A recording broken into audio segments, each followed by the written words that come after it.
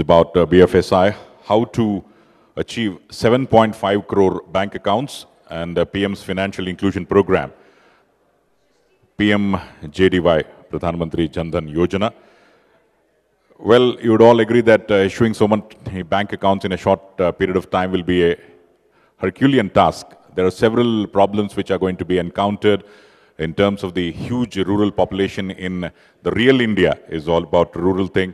And of course, what is the type of indigenous technology that's required? So many questions erupting in the minds of all of us. The panelists will use their experience and will solve the questions in the minds of all of us. It's my pleasure at the outset to welcome the session chair, Mr. Mani Mamalan, the founder, chairman, and managing director of Electronic Payment and Services Private Limited, and also the founding member and director of Confederation of ATM Industry. Welcome to you, sir. Kindly take yours. Ladies and gentlemen, a round of applause to Mr. Mani Mamalan. I would also request the panelists to kindly come over. Mr. Manoj Kumar Nambiar, the Managing Director of Arohan Financial Services Private Limited. Welcome to you, Mr. Nambiar. Also, Mr. Shakti Saran, the Associate Director and Business Development Executive, Banking and Financial Services, India, South Asia, IBM. Welcome to you, sir. Mr. Vineet Rai, the CMD of Avishkar Group. Welcome to you, Mr. Rai. Yeah. And Mr. Suresh Sethi, the Business Head of M-Pesa, Vodafone India. Welcome to you, Mr. Sethi. Well, Mr. Anup Nair, we just got a message from the other panelists that he's on his way. He should be joining us any moment. So in his absentia, we would also welcome Mr. Anup Nair in a short while from now. Oh, you're all there. Okay, I just got a message. Farooq is there. Fantastic. I think we need to. Yeah, right. Sorry about that. We just got a message that you're on your way a little. Yeah. Yeah. Welcome to you, Mr. Anup Nair, Senior Manager of Aadhaar-enabled payment and eKYC. So it's been the question for real India, as Mahatma Gandhi ji said that the real India lies in the village population, and now the time has come to address the rural population so that they get their due, just the way the urbanites have been getting. So that's the reason we are having the panelists. It's now how to achieve 7.5 crore bank accounts. Now, I would request all of you to kindly give a round of applause for all the panelists, please. Yeah. It's straight away over to Mr. Mani Mamalan to take us through this session. So over to you, sir. Thank you. Thanks a lot. Am I audible? Hello? It's okay? You give this. Take this. Take this. Hello.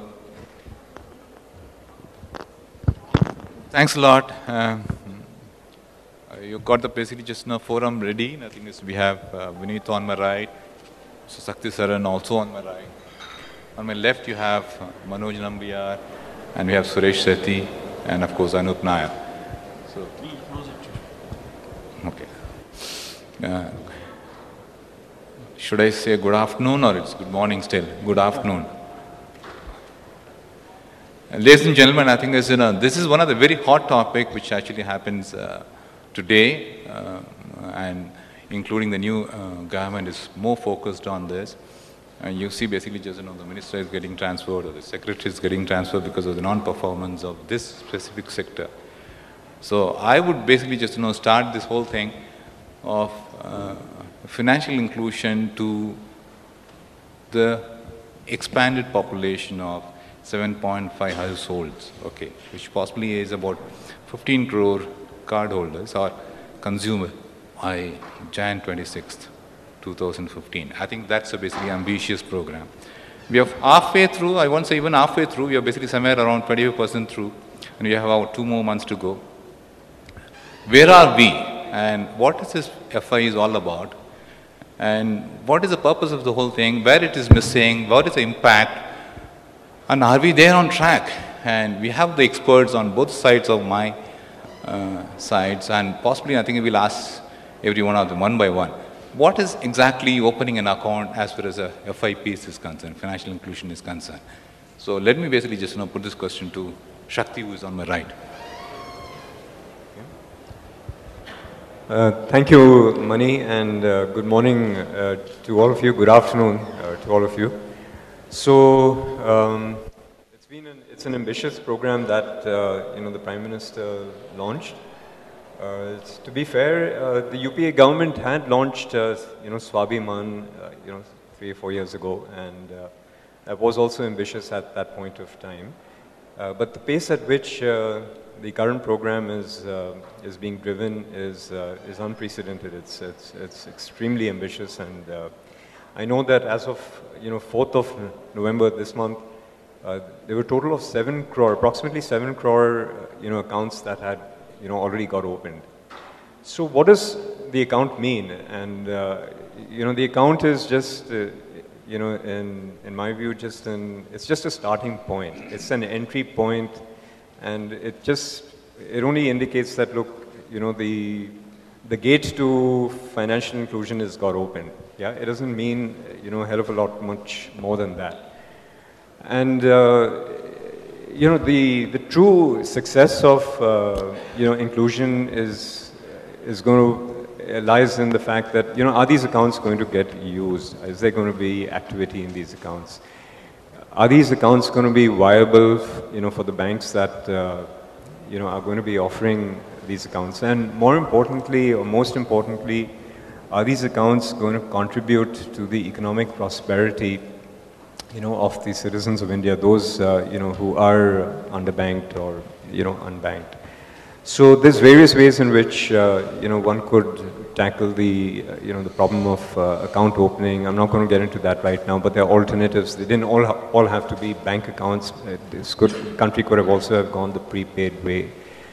But that's a different story. I just want to say, one more thing, and that is, if you look at the statistics, yeah, of the 7 crore accounts that that have been opened, so far, yeah, about 5.65 crores of accounts have been opened by the PSU banks. Yeah, and about 1.15 crores accounts have been opened by the regional rural banks. So that's in all about 6.8 crores. And another 20 lakh accounts have been opened by private sector banks. So when you see the number, and when you see the breakup of the number, you get, you get a very different message. And the reluctant, or the slow pace at which the private sector banks have opened accounts indicates that there is, much more that needs to be done to make this, business viable. But definitely, a first good step, but a lot more that, that needs to be accomplished. Thank you, Shakti. Couple of questions comes to my mind. First of all, do we really need an account for financial services to be basically given to this population? And from those days of early days, almost a decade, I've always been listening to the number, 600 million population still needs financial inclusion services. And maybe 3 months down the line, when this new government, 6 months down the line, when the new government came into existence, within a period of 2 months, we have 3.5 to 4 crore accounts open. Is it necessary to open an account to give financial services? And why basically we're insisting on this? And is it a must? Or if it is not a must, and what are the other avenues of basically just doing, giving financial services to this 600 million population? Or this population is going to basically go down over the years, or it is going to remain as 600 million throughout our lifespan before most of us here are going to be retiring? Can I just ask Suresh to basically respond to that? Thanks, Mani. So I think the point we've been discussing is that is basically the opening of a bank account, the be-all or end-all of financial inclusion. And I think clearly the answer goes far beyond. Because a lot of the focus which has been coming till date is to basically say, let's have a bank account. Now, is the bank account itself enabling financial inclusion? I think we've all learned over a period of time that we have accounts, we have a lot of no-frill accounts, but they're lying dormant. So I think to me, an account is a hook or an access point which can give you access to financial services. So critical is how are you getting people included to get access to financial services. It can be a physical bank account, it can be a mobile wallet. It can come in any form. As long as you can get access to financial services, and when we talk services, some of the basic needs naturally have been in terms of ability to create a place where we can keep our savings. We are talking about the ability to have remittances. A lot of people work away from home, they need to send money back home. Are they able to do it?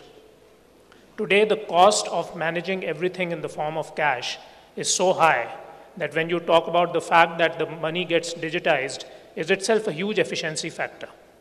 Over and above that, we are talking about other factors like micro loans, micro insurance. Now, these are the services which we have to make available.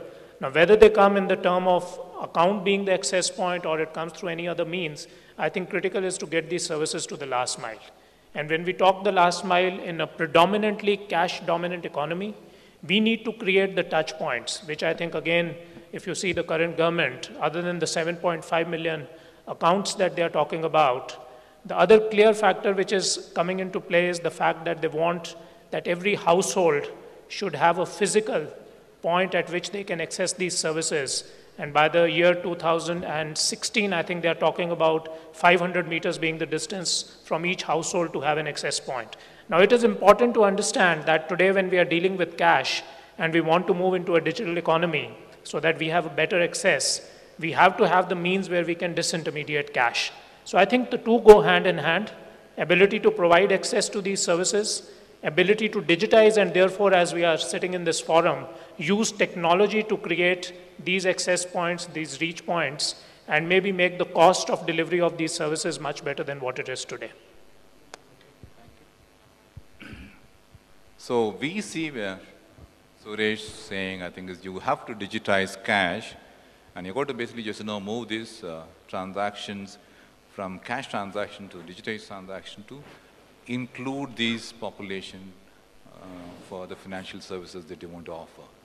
That also basically throws up questions on whether do we have an infrastructure to basically accept these digitized transactions, whether we have those mobile wallet or any other infrastructure that is required to be doing, or the existing infrastructure can take care of it, or what are the players that do, and how is the basically just the investment people are going to take care of it, and who are the guys who would possibly just support these initiatives in creating this infrastructure. Can I ask basically just Vineet, can you just respond to this, Vineet? Okay, so I started trying to understand this problem way back in 2001, and 15 years has passed since 2001. There was a famous comment that Vijay Mahajan, who is founder of a company called Basics in microfinance, made, that the challenge of financial inclusion is not really the last mile distribution, but it is the problem of the first mile that comes from the person who you meet when you enter a bank. The gun-toting guard, who is so intimidating that 40% of India's population would really not have the courage to walk into a bank. So the infrastructure, and most of the banks used to say we can't actually accept the poor because we don't know how to reach them, but at the same time would put in a gun guard outside who would not allow anybody to come in irrespective. Anybody who actually remembers banking in 2001, 2, 3 would remember, irrespective, even if you are a reasonably middle class guy, it was quite intimidating inside the bank also, because you will sit with your coin waiting for your call number to come in, and the cashier will deal with you in a pretty harsh manner irrespective. So the problem started with the lack of acceptance that 50% of India is really worth our time, which allowed the movement of microfinance to come in, which essentially was not really providing you one service. It was only providing you one service, which was lending to you, but making a lot of noise about also saying it can be done profitably, and people can therefore, and then some of the microfinance institutions, people like SEWA, Self-Employed Women Association, started making that statement that probably the biggest demand of the poor is not really the lending part, it is actually the saving part, because not only were they not getting a return on the money that they had, they were actually paying a very high cost for the money they had. So if you are a poor person with no safe deposit, the savings might actually be in your pillow or dug inside the somewhere inside, and if you die, probably nobody ever will come to know, or termites will eat away that money. So the challenge was not necessarily to actually just save the money, to have that money available at any point, and the loss ratios could be as high as 10. So it was a -10 to -90% returns that a person was getting for doing savings. And essentially everything that we are talking about today was how do you create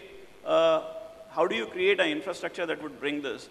So microfinance started making those noises, but actually built its entire business model on just one credit portfolio. and of course faced its own crisis, partly because its perception was created, was charging too much. Over a period of time, institutions like Financial and FINO came in, which basically said there is a need to help banks access and open those accounts. And therefore, and then came in Aadhaar, which also probably created a link with the banking correspondent model to create an infrastructure that would allow everybody to not only identify, take care of the KYC, open the account, and hopefully over a long period of time do direct benefit transfer. So this was the history with which we are coming. And therefore, probably in that context, the fact that a significant number of people still remain financially excluded, even though the discussion has been on for 25 years, just 7.5 crores or 15 crores becomes significant. Now, the second part of it is what happens, which probably both Shakti and Suresh alluded to, that what do you do once you have this 7.5 crore accounts? Probably once you have given an option to people. And I think Mani, it also applies to you, because taking ATMs to these places to open those accounts, to basically create distribution points are equally important. So we are actually seeing very different kinds of innovations. Both a company called Vortex, which makes one of the cheapest ATMs in this country, operates without, can operate with a solar power, very small solar power cell, and still deliver ATMs in every nook and corner of India, also becomes relevant. So does the mobile wallet and M-Pesa and Airtel Money. Ultimate requirement is, can you bring in a significant number of people in this country into the financial economy, which hopefully, and this is actually again an assumption, probably will take prosperity much further down than where it is. So I think that's precisely where all arguments are. Of course, 7.5 crore is a more of a symbolic number, rather than would actually make 7.5 crore people rich, but essentially brings them into the moving economy. And all these technologies, each one of us sitting out here is a small player in that big game. Yeah, thank you, Vinith. Vinith very summarizes the whole basically history of evolution of microfinance, and I find this whole years of decade. But I have a very sincere question. He clearly says there is customers, 7.5 crores or 15 crores over a period of next Jan.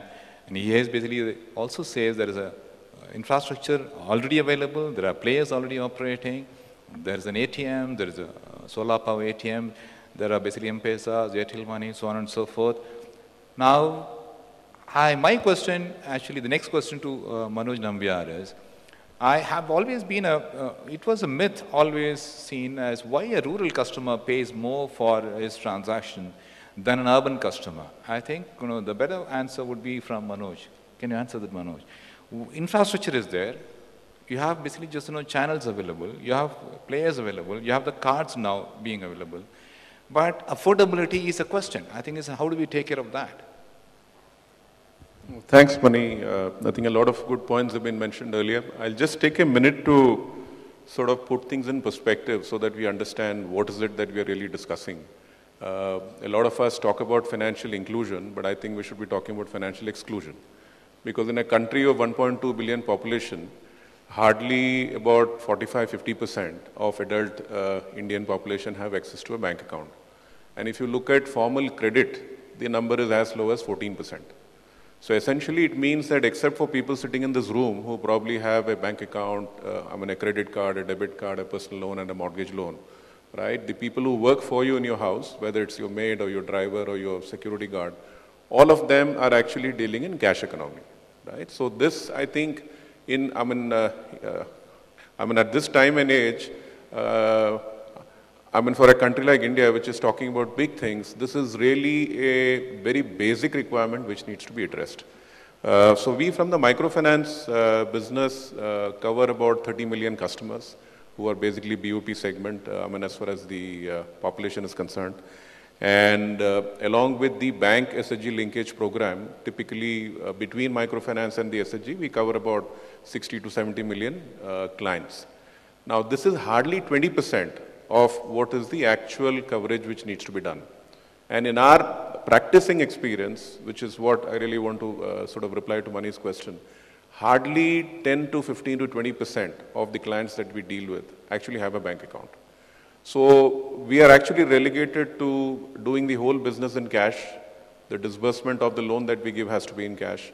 The collections actually happen in cash. And as a result, there's a huge amount of risk that we are taking, apart from the fact that these are customers who are not part of the formal banking system. So I think the, the whole Prime Minister's Jan Dhan Yojana at least tackles the problem in terms of level 1 right now, which is at least getting the accounts opened. So if we've crossed about 6 crore accounts, and hopefully the number of 7.5 would be achieved before sort of 26th of Jan, which is really the deadline that the Prime Minister has put up. At least I would say with the mission mode, with the kind of enthusiasm that he's been able to generate in the bureaucracy and the PSU banks, hopefully that number will be achieved. But then after that, what happens? Which is, how do you really make these accounts active? How do you really make these accounts to have some balance in it? In fact, by the way, the numbers coming out now is that 6 crore bank accounts already have about 4,500 crore deposits. So on an average, it looks like about 800 to 900 rupees per account, which is actually very good. Now, how many of them have been accounts opened earlier, which has been reclassified under this, and all that is basically a different question. But at least we are on the path of trying to, as he says, remove financial untouchability. So that's point number one. I think when you talk about the rural sector, the biggest challenge is really in terms of the access. So you cannot expect, as Vineet said, a customer to walk into a bank because it's so overwhelming to even walk into a bank. So the difference is that we actually provide service on the doorstep of the customer. So as a result, if, in an ideal world, what we would really like is, after we've met the customer and sort of approved her for a loan, disbursing that loan into her bank account, right? She doesn't require the entire 10,000 immediately, so she withdraws only 8,000 rupees. Remaining 2,000 accrues interest. Is safe because she doesn't bring it home, right? As and when she needs the money, she actually withdraws the money. And even the monthly payment, if it can be through a debit instruction on a bank account, the whole business would be that much more efficient, that much more smoother. Now, just to answer his question on the operating cost, today, the reason why a microfinance institution has to charge about 10 to 12% margin on the cost of funds is primarily because these are smaller loans, these are doorstep delivery, and we have to do more frequent repayments. Now, in that entire cycle of the entire process of giving a loan and taking that money back, if things can be automated, for example, as I said, the money can be disbursed into a cash account, into a bank account, the money can actually be collected through the bank account, then so much of additional risk, so much of additional manpower actually goes away. And through IT, through information technology, if you are able to, at that doorstep of that customer, apart from credit, also help her open a bank account, make her do banking transactions, help her enroll into an insurance policy, right? Then we are talking about financial inclusion. So operating expenses, when it comes down, when you're selling more products, when the whole process is more efficient and IT enabled, is really when that transformation can happen. I think in India, we talk about the retail banking revolution, which happened in 2005 to 2010. India is on the verge of a BOP sort of revolution, I would say, in the next 5 to 10 years. And that's really what we should be thinking of in terms of opportunities, both for, for IT as well as the financial services business. Yeah. Thank you, Manoj. It was exceedingly, I think, nice to know, and I think it's very great, gratifying to know that the infrastructure will possibly reduce the transactions in due course. My own experience was, it was in 98 when the ATM interchange transaction used to be 18 rupees. And then the technology was really not there. It used to be very expensive technologies. It used to be mainframes, proprietary, so on and so forth.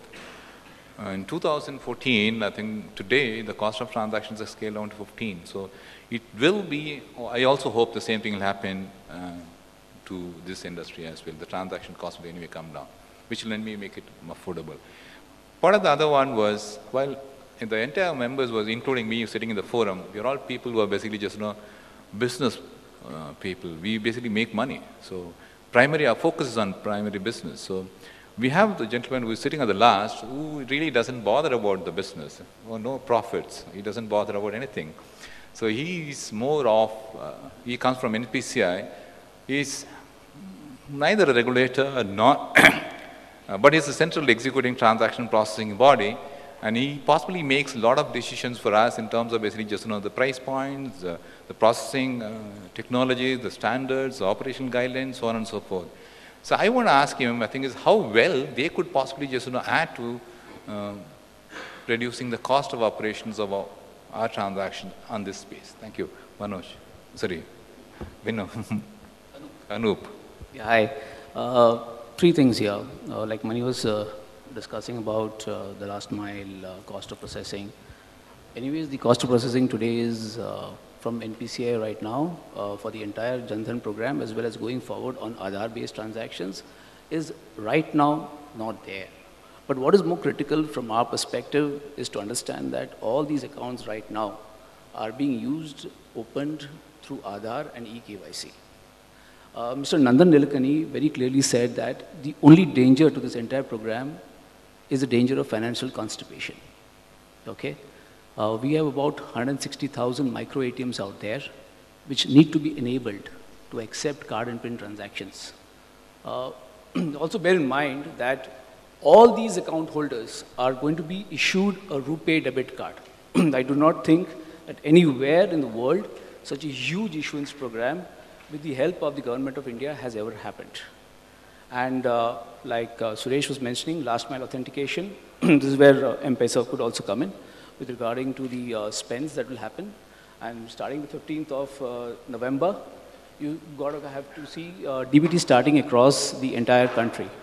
So we believe that the 4,500 crore rupees that is lying in the accounts of various account holders, apart from what the government is going to pass through as a DBT, will be the kickstarter for the transactions to happen across the country.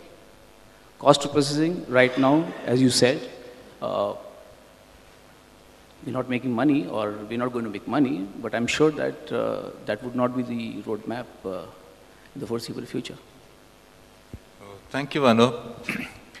That reminds me, regulator is anyway going to be basically just non-committal. He'll anyway basically just above board. He won't take decisions on the forums. Having said that, I think he's bullish about those numbers coming up, a huge basically issuance of RuPay debit cards. But one of the challenges is it's not debit. We have accrued basically so much of savings bank accounts, so much of money coming into the system. It's basically the liquidity of the customer. Does he have liquidity? The free doles of 5,000 rupees for going into every account. Will it suffice? Once that is exhausted, what will he do? Is he generating enough basically liquid within the system or the doles which can basically create sustaining basically just financial services that can be utilized by him thereon? Otherwise, once 5,000, after that you don't find him at all. Once included, after that is excluded. You could again get him back to another 5,000 through another medium of financial inclusion. Is this the way going forward? Will that be the way forward as far as this is concerned? Can I ask Suresh to respond to that? So I think I would step back a bit and actually just corroborate some of the things which Manoj said. When we talk about these accounts and even the viability, the continuity of those, let's slightly step aside, and which was to the last point saying, is account opening a criticality? Today we talk about the fact that there are almost 900 million mobile cell phone holders. And if I take it on an actual basis, we are talking about, say, 500 million unique subscribers in the country. We are talking about the fact in even rural India today, where there's only 5% penetration of bank branches, you've got almost every household has one mobile. Now, when the government is looking at, and that's where the viability question comes, whether it is the 5,000 or whether it's a direct benefit transfer.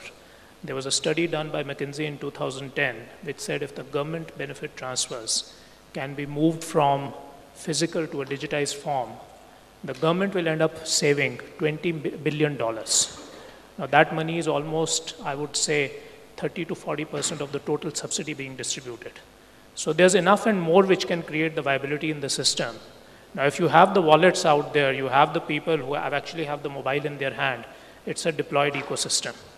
So can we not put money directly into these wallets and let the people then go to outlets as we talk about creating the, the physical, or what we are talking about, the stationary business correspondent point at which they can withdraw cash. So that will create a last mile viability out of the whole system.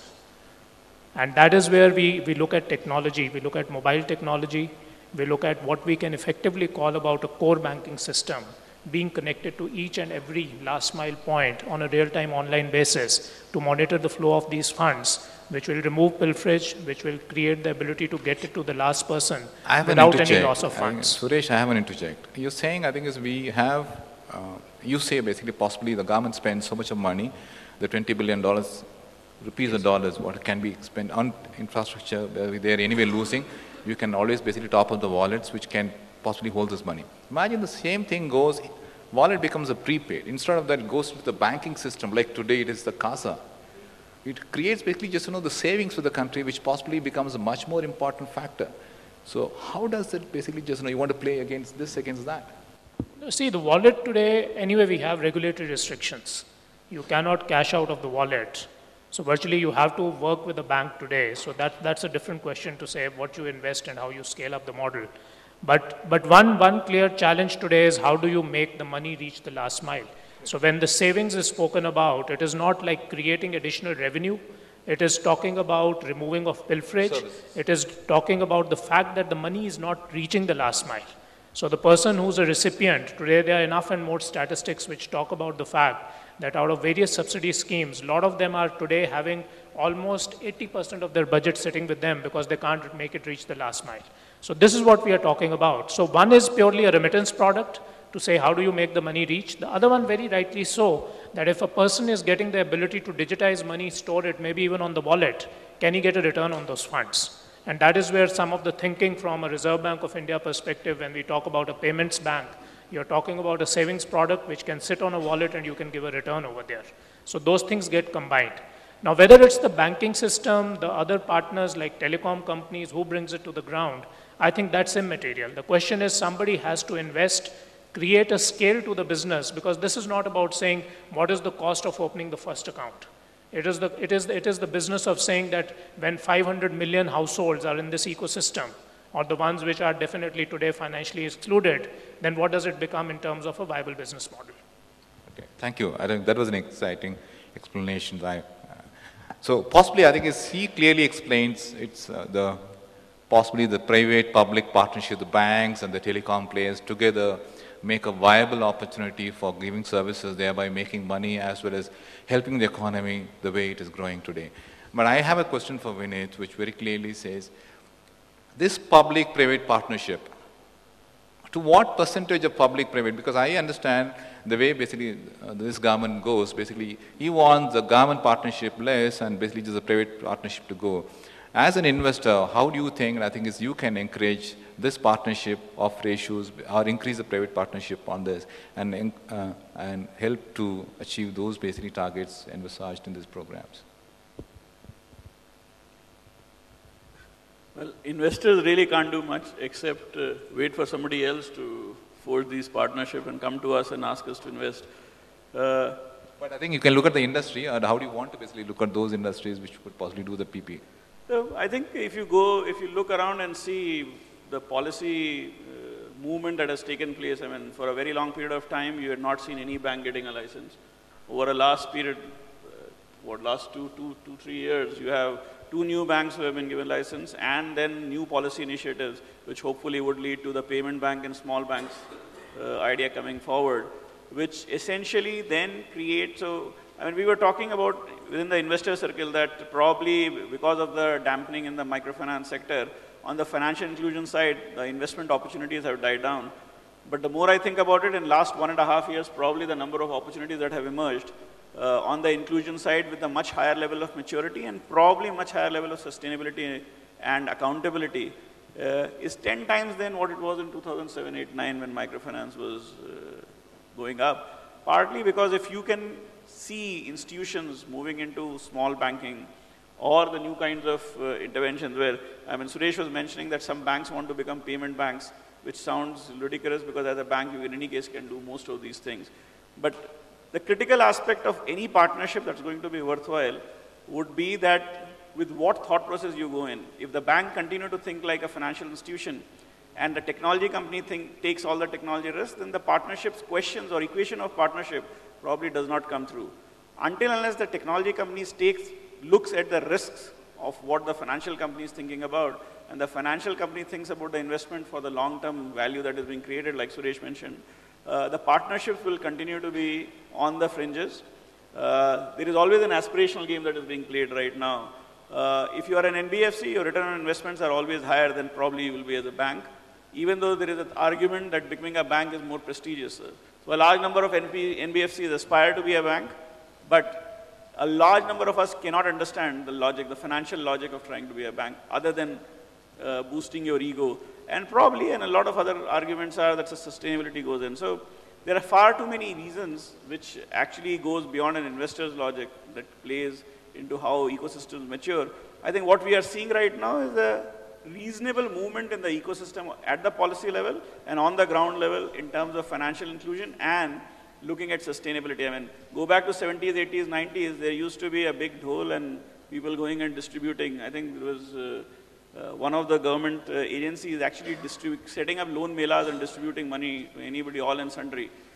From there, we have come a long distance where some level of accountability exists both with the government institutions as well as the private. And I think the financial inclusion thought process has been pushed in. It is forcing people to rethink, with the international banks also coming under the same kinds of priority sector lending norms as are the public sector and the private sector banks. Probably the field is far more leveled in terms of the kind of onus everybody carries. And probably there is going to be more pruning of priority sector lending avenues for people to not walk away from the financial institution side, which will then force new opportunities to emerge. And I think as investors, this disruption is basically what would give us opportunities to create new interventions, as has been seen in the last 3-4 years. Yeah, thank you, Vinay. Shakti, I have a question for you. I think it's very important. I think it's most of us think the only way, I possibly think largely, the only way to basically just, make this successful is you have to increase the affordability and the cost has to come down. These technology providers like you should possibly just, have the concept of cloud computing or basically just big infrastructures, volume versus value, so on and so forth. I think is how that basically just, organizations like IBM basically helps basically reduce costs so that basically this services are available to all basically organizations, which possibly you can create a cloud of organization, the XY, you can be Dhanlakshmi supporting, there'll be some other supporting. How do you think that, you can help basically just, reduce the cost of, so that basically just, this spreads across the country? Right, terrific question, Mani.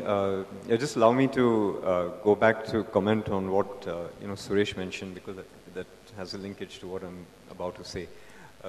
I think what Suresh mentioned was a very valid point that, I think what could have been done differently in the whole Jan Dhan Yojana program was to give customers, or rather individuals, the choice of opening a prepaid or a bank account. Yeah, this whole program has been very focused on, just opening bank accounts, which is not necessarily the best way of going about with it, only because if you look at the bottom of the pyramid, yeah, if you look at that segment, you'll find different layers, you'll find pyramids within pyramids, yeah, and I think there's a need to have a differentiated approach for, some of these segments, and clearly there are, certain segments that would, for whom a prepaid would be, a far better way of getting introduced to the formal financial sector than, a full, a proper banking, even if it's no frills, a savings account. So that was, the first context that I wanted to, just establish.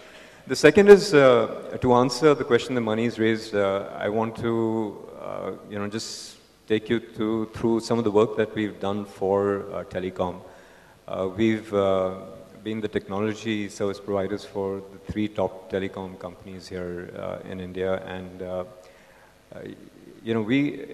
one of the roles that I have at IBM is to see how we can replicate those economics in financial services, and for that you need to understand what we've done in telecom.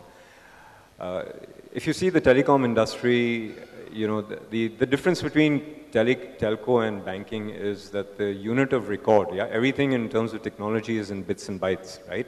So the unit of record in a telco is a CDR, or a call data record, whereas let's say in banking it's a payments transaction, it's a transaction, yeah, which is a double entry. But you will find that in telecom, telcos have the number of CDRs that telcos have is a big multiple of the number of transactions, that banks have. So much so that, a large telco would typically have 18 petabytes of storage compared to a large bank that has only 1 petabyte of storage. Yeah, so you're seeing the, the difference in terms of scale. But at the same time, telecom has managed to provide a greater sense of affordability than, in a relative sense, as compared to financial services. And there are a whole lot of reasons for that, and we could have a separate discussion on that itself. But this one key thing here is that scale really counts. Yeah, scale is will contribute to making inclusion or making financial services more affordable. When I say more affordable, it means less costlier to the provider and therefore more affordable to the end consumer. And it's a combination of two things. One is the technology. So, we are doing a lot of work in, in cloud. There's large-scale investments that, IBM is making in cloud, and you'll see more of that in the months ahead. But it's a combination of, technology as well as, it's not just technology, it's a combination of the commercial construct that the service provider enters into with, with a bank or any financial services provider. Yeah, and I think that is really very crucial because you need supporting business models that can make, inclusion very affordable. You can have the same technology provided with different business models or different partnership models that could give you immensely different results. Yeah, and if you're looking at, long-term, low-cost economics, there's newer and newer models that, people, companies like IBM are experimenting with. So it's a combination of, both of these money that would give you the economics. I think, Manoj, is what I understand from what I was saying is you possibly have uniform technology, some standards, some operational guidelines, which is basically just, across basically just various entities, which will naturally cut the cost. Is it so? And I think it's in your own experience, you need basically some standardizations across basically just, all these platforms of technology operating there, but you think that cost will go down? No, I think, see, the whole problem today is that there are so many different types of models being experimented, right? I think for Before each... you add to that, I also have another added question to that. The reason I am asking this is the cost of a transaction not necessarily mean just basically the cost itself. I was basically just sitting with Suresh just before we all came in. We were actually talking about moving money from one end to another across basically the country in terms of basically creating velocity of money from one X to multiple X's in a day. Okay? So if technology is going to be basically standard and across the basically platform same, will it help that basically velocity of money to be much more increasing? Which was the question, so possibly you can answer, and then go to... Yeah, so I think this is the classical question of whether you should have standardized socialism kind of policies or systems, or should you encourage capitalist efficiency, right? So unfortunately, too much of either, does not really work. So if you look at today, one banking correspondent cannot talk to the other. One bank can talk to the other, but one BC cannot talk to the other. So essentially what has really happened is that you have individual banks which have opened up their outreach programs, but the BCs interacting with customers at that ground level can only deal with that customer and then the bank, right? So, but as I think Vineet mentioned, there is a lot of positive headwinds in the sector. I think the whole appreciation that financial inclusion or tackling exclusion is a key national priority is there. Regulations are changing, and I think payment banks, small banks are all measures in that direction. And I think somewhere I also feel that financial services appetite to wait and watch until you can really sort of be viable and hopefully make a decent amount of return is definitely much lower than what it seems to be on the telecom and the IT side. So I completely agree with what has been mentioned earlier about the fact that the telecom rates are much more affordable, probably the finance rates are far higher, but then you also need to look at what is the amount of capital which is actually got into those industries. So you have players there who are deep-pocketed, who are willing to wait 5 years, 10 years to see viability and actually make money, vis-a-vis a financial services business where the appetite to wait is actually much lesser. I think probably one of the key differences between the two is you have to look at the risk aspect also while looking at the velocity. So if you look at microfinance institution, even if you become supremely efficient, the risk of actually one loan officer dealing with a certain number of clients and the amount of capital he's dealing cannot actually be increased unlimited. So you cannot have one guy dealing with 5,000 people simply because then the amount will become so high that the risk will just far exceed the gains of efficiency. Manoj is very used to facing all kinds of very innovative frauds that he keeps facing at the ground level. So you need to take into account, and one of the reasons why banks are not that efficient is because they have a significant amount of risk management on the other side that they need to take place. Financial business, specifically those which are dealing with real cash, will have to always, cannot move at the speed of light. They have to find a real speed. And that's where probably one of the biggest difference you will see between technology and finance companies. Yeah, I think it's coming up to, I'll have another question on dispute resolutions and underwriting dispute resolution. Mani, just one interjection here. When we talk of interoperability,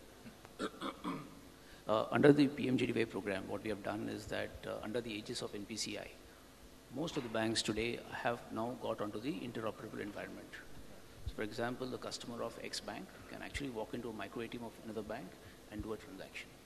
So we have enabled that. The ecosystem is getting ready for it. And we believe that RuPay, either in physical form or a telecom form, could be an ideal way to go forward. No, I think it's, Anup, I think it's, I want Suresh to respond primarily for two reasons. One is, because I think Suresh should have a different view and I want him to have a different view. One is, financial inclusion is just not RuPay. Let's be very clear about it. There is a wallet element, there is Airtel, there is the M-Pesa, so on and so forth. And interoperability, not only there with you as a settlement agency, you're processing transactions, they also have, maybe having, between Airtel or M-Pesa, they should possibly having their own basically mechanism of interoperability of processing transactions. Because they do anyway have from the telecom side, so I don't see why they can't have it on that side. So my whole intent was, can they reduce the cost? Which is what the intent was. By doing so, if they could reduce the cost, that's good for the customer. The market, the industry grows. Exactly. Suresh. No, I think the question was twofold. One question or point raised by you was the fact that today do we need a homogeneous technology across the board to be able to sustain this model, and scaling that up, can it become a lower cost? So I think India has been one of the fortunate countries and in a way much ahead of, that is one area where we feel it's significantly ahead, partly thanks to our partners and agencies like NPCI. Interoperability is something which India has worked on much ahead of time. So even when we see where M-Pesa, for example, succeeded in Kenya, we see early green shoots coming over there now when they are actually talking about interoperable systems. But over here, thanks to payment and settlement systems of RBI, agencies like NPCI, all banks are today, for example, interconnected, as Anup rightly mentioned. Today, while you talk about micro ATMs, you talk about mobile wallets, you talk about last mile BC, how is it different from ATMs? For ages, we've been going to, carrying the ATM card of one bank, going to the ATM of another bank and withdrawing money. So at the back, all the banks are running their own core banking systems. So the interoperability actually creates the, the social system of connecting with multiple backends and then reducing the cost of the technology. Are you saying when disparate systems, the backend still basically there is a... As long as you are interoperable, so it works. I think somewhere, yes, we have regulatory restrictions today. For example, a mobile wallet A cannot talk to mobile wallet B, but that is because the Reserve Bank today does not allow it. But it is not so much the technology does not exist to be able to do it. So I think from an interoperability perspective, we are pretty, I would say, there. More needs to be done naturally for getting the people in to start adopting it and using it. So the cost by default in that aspect is pretty manageable. The bigger challenge today still remains the last mile viability, because we are sitting in a huge country. You can have viability of an agent who's sitting in, say, a Mumbai or a Delhi because he'll have enough volume of business. When you go to the last mile point who's sitting in a village, And that is where when a regulation comes and says you can be the BC customer service point of only one bank, you cannot provide services of any other bank, is it viable for him? So if he does 5,000 rupees of business and his commission is only at 1% for the month, is 50 rupees enough for him to sustain interest in this business? Is there an ROI over there? That's where the challenge comes. Just one point on the affordability. I mean, as we all know, from 1st of November, if you do more than X number of transactions on an ATM, you're actually going to be charged, right? So it's perfectly fine if, let's say you're doing a transaction of 3,000 or 5,000 or 10,000 rupees. So paying that 20 rupees is fine. But for a BOP customer who probably might be withdrawing 100 rupees, right, 20 rupees is 20%. So, you know, it varies depending on what is that customer segment that you're talking about. Yeah. So on one hand, we want to sort of move towards financial inclusion. On the other hand, things like this will actually make it more difficult. It's a valuable point. But I think is that I just take on from what Suresh was saying about the last mile connectivity to basically Vinith. This country has, for long, I think you had those credit societies, then you had basically just, rural banks, then you had basically just, district cooperative banks or village level Taluka cooperative bank, then you have a state apex cooperative bank, which normally doesn't come under the general norming, they all come under the Cooperative Societies Act, they don't come under the Banking Regulation Act, even though they are governed by Banking Regulations Act, and they come under the NABARD scenario. But the PACs, Primary Agri Cooperative Societies, that was the last leg of thing which possibly was never utilized in this scheme of things that is happening. Why that was not utilized? I'm not really the best guy to answer that question, but I don't think so it's not been utilized. There has been actually a significant amount of interaction with them. It's just that there are other issues in Cooperatives Act as well. There are challenges in dealing with it. There is a significant amount of political influence that carries on. So integrating them is not that easy, as is to a microfinance institution or a self-help group. So my question primarily was because there are people available at the last mile. Either they could possibly be just involved into the mainstream activities of either when you're just hiring a BC or those agents that you want to operate those last mile. These societies could possibly help in a large it's the transparency governance risk that actually holds back people to use it. Can somebody else also answer this? No, Mani, challenges at the ground level are quite different. So if you ask me today, running a microfinance institution, what is the single biggest challenge? You will be surprised. It's actually hiring field officers on the ground.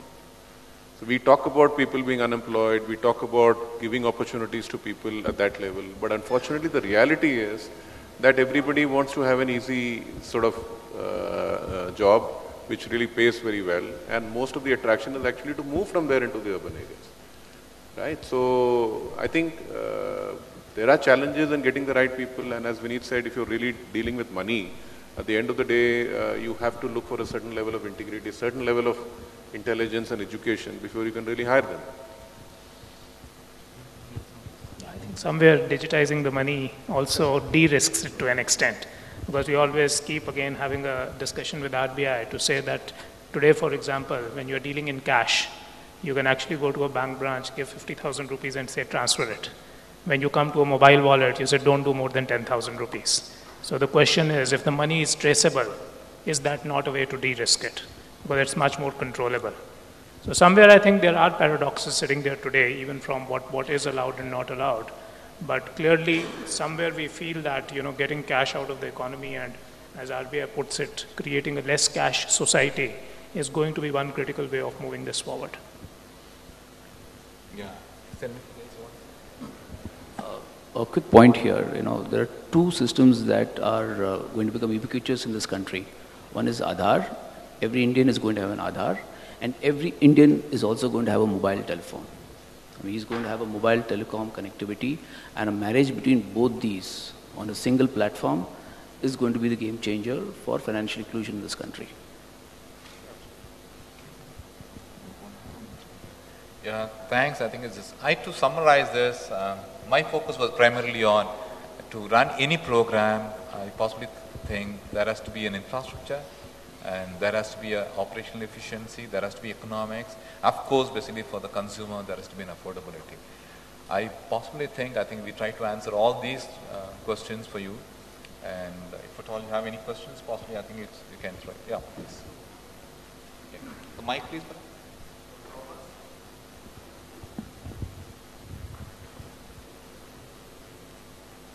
Take the mic.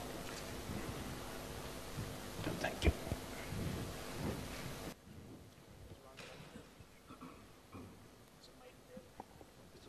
Hello. To the esteemed panel, I have two questions. One, will the payments bank fast track financial inclusion? And in the long run, will the payments bank be a threat to the microfinance institutions?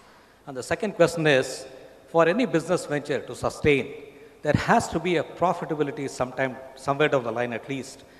Where do you think this departure from kind of a social banking without looking at profits to a real commercial venture where it will break even and make profits, where exactly do you draw this line in terms of time, in terms of maybe facilities or functionalities that you offer?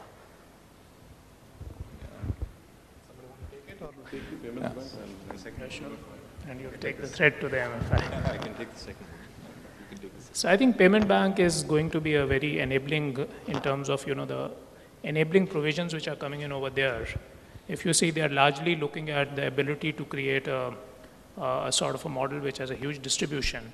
But some of the challenges which today were sitting, say, even in the prepaid model or the wallet model, which did not allow a non-banking company to have a cash-out capability, are going to get addressed. So my simple equation of saying that today every household owns a mobile, but the restriction remains that if we send money to the mobile, we can very well do it. The recipient cannot today go to any place and withdraw the money. So I think some of the enabling regulations under payment bank will come through and help that happen. Likewise, payment bank, the way it is structured or the draft regulations we've seen also does talk about, creating viability in the system by saying that the payment bank can also act like a business correspondent and offer other services. So the point again being made that if the last mile point can become like a financial services retailer and not just offer and be a cash out point for a remittance coming in, they can offer savings, they can offer microloans, they can offer insurance, microinsurance. It will become much more viable.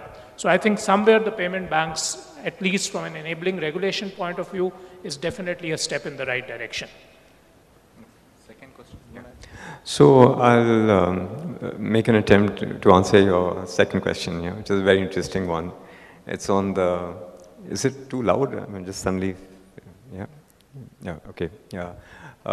It's the viability part, right? Now, viability is a function of many things, So simply put, it's cost and revenues. And I spent some time early on telling you in terms of, there's a lot of things that can be done on the cost front. I'll just come to revenues in a bit. That's the more interesting part. But I'll close the discussion on cost. There could be more efficient ways of doing dedupe, and we know that the telecom industry has been, phenomenally successful at that. They're able to do dedupes in a minute. You check with some of the banks or the microfinance institutions, they're struggling with that. So there's various ways, if you get into it's an in-depth discussion, there's a whole lot of cost levers, and if you look at each one of them, there was one which I think came up earlier in the panel in terms of, process digitization, and how that could help in, efficiencies. So let's just say that the foundation of viability is really scale, it's cost efficiencies, and I've given you two examples of how, you could get, cost efficiencies. There are very many more examples of how we can achieve cost efficiencies. But come to the revenue side and, it gets interesting. So where are your revenue streams for, for any financial services provider? What's fairly clear in all the discussions that we've had, across the ecosystem is that no service provider is going to make money on float. All right, by far and large, notwithstanding, some of the stats that we've been seeing recently, float is not the key driver. It is going to be, the ability to create a platform of products, and there are two key things that are really very crucial. One is that there is an element of financial literacy that is involved. We're seeing banks, many banks today create who've gone ahead and created insurance subsidiaries where the payback is 6, 7, 8 years, right? So there is that capacity to, invest in the long term. But when it comes to financial inclusion, no. We want, kind of immediate results. So if banks are willing to invest in financial literacy, and they have a very good avenue now because of this, the CSR provisions of the Companies Act, yeah, that 2%. Yeah, you can use that, channelize that for financial literacy. It will give service providers a tremendous payback. Yeah, so that's number one. Yeah, number two is the ability to create, offer, a bouquet of services and products, move away just from savings to, the entire gamut of, microfinancial services products that may include investments, protection, lending, all of that, and leverage the power of analytics, yeah, and of course, be able to offer these through, channels like mobile, yeah. We're seeing mobile becoming so ubiquitous, and the other day we saw, one of those screaming ads by Snapdeal, 1,900 rupees smartphone. So you're seeing what the future has in store, right? You're going to have low-cost access channels to access your customer, and kind of vice versa, and your ability to offer a range of products, right, and use the power of analytics to the hilt, and so on and so forth. And then for those who are lending, for those who are in the lending business, credit scoring, for instance, there's various ways in which you can go about with that to improve your credit performance. All of these would contribute to making the business, a viable one. Yeah. In a lighter vein. That answers your question. Yeah, thank you so much. Yeah. In a lighter vein, let me tell you, I think you should be really lucky that you're born in this country. You don't need to do a market research to understand whether there is a market or not. Just by chance you're in Sri Lanka, assume basically, then you have a problem, okay? Thanks, you're in India. Yeah, next question. Yeah, my question is, for example, M-Pesa is roughly around 1.36% in terms of transaction cost. That's what I kind of figured out. So can this be less than 1%? Is that something, is it because of frauds and there are overheads in maintaining the transaction cost at this level, or is it, do you see this coming down to 1%? Is it going to be only when scale happens, then this is something Vodafone would consider? That's one question. The other question is, in the last mile, why can't I go and use the merchant at the POS as a person, as a banking correspondent, to issue me cash? That I don't see why it's not happening. When you can accept credit cards or debit cards for purchase, why is that RBI puts this one, that I cannot do it like going into a post office and doing it? Why can't be a merchant be a sort of a business correspondent for me if I need cash? These are the two questions. I think that question should be possibly just, because you're already doing something with the post office, right? No, we are not. Not Airtel was doing it, okay. No, but cash out at a merchant point is allowed. RBI allows it. The cashback at a merchant point on the POS is allowed. I think the question really, which the challenge today is that what is your POS penetration? Because urban India, we see lots of them, but they are give and take a few. There are 500,000 POS machines deployed out there. It doesn't even, touch the tip of the iceberg, but regulatorily it's allowed. It's not really picked up, goes without saying, but it is allowed. But can a mobile be a POS? Can a mobile phone be a POS by itself? Yes. Those technologies also exist, and that we feel is the other way in which a deeper penetration of POS will happen.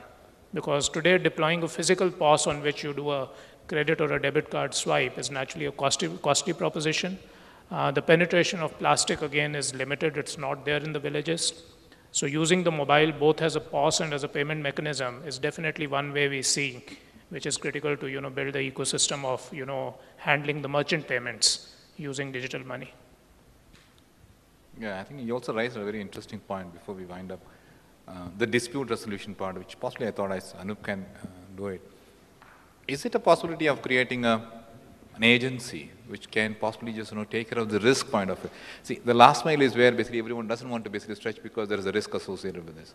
If there is a forum, association, the regulatory body together, you can form a dispute resolution body or underwriting body, asset management company type, ARC type. Then possibly everyone will like to basically just pay a premium for those risks, but still basically they would like to basically go to the last mile with all full force. So what's basically NPCI, can NPCI do something about this? Incidentally, if you look at the current payment systems, if you look at credit cards, debit cards, ATMs, various channels, each bank has its own risk parameters as well as guidelines under which they are governed. Obviously, there are RBI mandates which look into it, and as a scheme, as a RuPay scheme, there is a platform available to address all types of disputes. So obviously, this is also, we are enhancing the coverage of this dispute mechanism system even for the Aadhaar-enabled payment system and eKYC. My question is not basically whether the system mechanism is there. I think it's time to basically resolve that dispute is what the issue is. This is their money at the moment, it's there. Which is what I'm saying. If you can basically preempt that 7 days to basically 2 days or 1 day, possibly then. No, the reason why I said this was, that is one point, because then you are losing a float of 7 days, you're losing the money for 7 days, the money is not in the system. So ultimately when you're looking at velocity of money, then on the one hand you lose money anyway. So I think this is where I think those regulators and the forum, association of basically just providers should get together and resolve that, because it's like an airport basically, just for 90% of the guys are basically good guys, 1 or 2 guys are bad guys, so everyone get frisked for about half an hour, and you've got to be there in the airport much earlier. Why should you do that? Yeah, I mean, we will look into this. I mean, Okay. money, I mean, Thank you. what can I Is say there to any it? question? I think it's enough. Yeah. My question to the distinguished gathering panel is that since a lot of transactions, commerce is happening on mobile, isn't it time that the single number provided to a subscriber should not be given to anyone else in the event that is, disconnected? Today, TRAI regulation says that in the 3 months, if the number is not used by anybody, it can be reissued to a different subscriber. But if the same number is issued to a different subscriber, don't you think that a lot of problems would arise going forward? Because a lot of mobile transactions are happening. And a lot of fraud also can happen. Don't you think that it's a time to bring in that kind of a rule? So you're talking about what happens on the telco side in terms of churning the numbers? Because Yeah, if you're churning not the using number. a Is, let's say, for example, if Yeah. I have a number and I surrender the number, and the same number is issued to someone else, then this would create, this has already been creating a lot of problems in mobile banking and in banking transactions, already creating a lot of problems. And I feel that it's time that, a number issued to one subscriber should not be reissued to anyone else. See, there are 2 parts to it. One, which question always comes, that is the money sitting on the mobile? I mean, which we get a lot of times, saying what is the security around the system? So the number is just an identifier. All of us technically are today investing in core banking platforms in which the money is actually sitting in a core banking platform as secure as a bank. Your mobile number becomes the identifier of that account. Now tomorrow if that mobile number you lose it in the sense that either you've given up the number and all, you're technically giving up your account. So whatever funds are lying there, either you take it out, so there are practices, there are RBI requirements, just like you have a dormant account policy, we have account policies likewise to say if a wallet has become dormant, then how do you move on those lines and so on and so forth. So there's complete security around that, and there's a process built around it. Now the other part which comes is that if mobile number is the account number, and what if you don't use the telecom number and it is by default getting churned out by the TRAI regulations under TRAI, how do you secure that? So once you are using the mobile, technically you don't see the churn happening, which is again the basic way of looking at it, saying that once you are using additional services, then that mobile number becomes very core to you. Because going forward, if you look at any of these services or even your own accounts, the moment you are linking an account or seeding an account with an Aadhaar number, and that account becomes the beneficiary into which all your direct benefit transfers are coming, there is less relevance that that account will become dormant and not relevant to you. So I think it is reasonably secure today in terms of how the mobile number is becoming basically an account number and how it remains secure for you and does not get defrauded to that extent. To add to that, I think you should also see the future maybe when the mobile, along with the Aadhaar, which possibly become a unique identifier for you. So without the Aadhaar, possibly nothing is again you lose that part of transaction. Of course, basically, as Suresh also said about inoperative accounts in the bank. You have an account, don't close it, go to another bank, open another account. You lose the money, but the amount remains with the bank. The same thing happens here as well. So you don't lose the money ineffectively anyway. Anybody else? Otherwise? Yeah, thanks a lot. Thanks a lot for being patient with us. And thanks for the opportunity. Thank you. Bye-bye. To Mr. Manoj Kumar.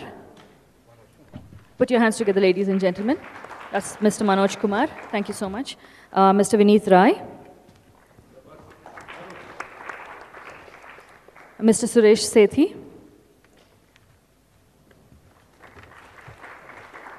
Mr. Anup Nair.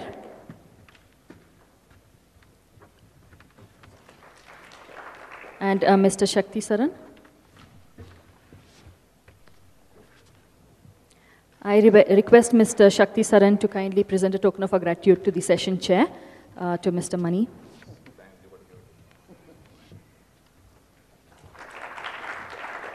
Well, thank you. Thank you, ladies and gentlemen, for being here patiently. Thank you.